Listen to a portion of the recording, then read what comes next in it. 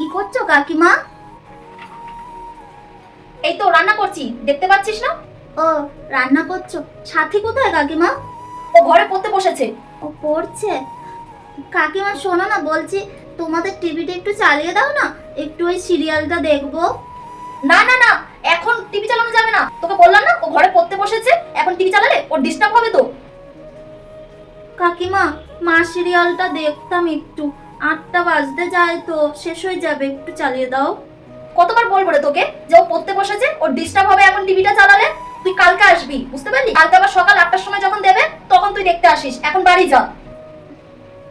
কি রে, তোর বাবা মা তোকে কোনো শাসন করে না? রাত্রি এখন 8টা বাজে, লোকের বাড়ি চলে এসেছিস টিভি দেখতে? পড়তে বসার কোনো নাম তো বন্ধ নেই, আর লোকের বাড়ি চলে আসে টিভি দেখতে। নিজে তো পড়বেই না, আমার মেয়েটাকেও সঙ্গে নিয়ে ডুববে। যা যা, এখন বাড়ি যা, কালকে আসবি সকালবেলা।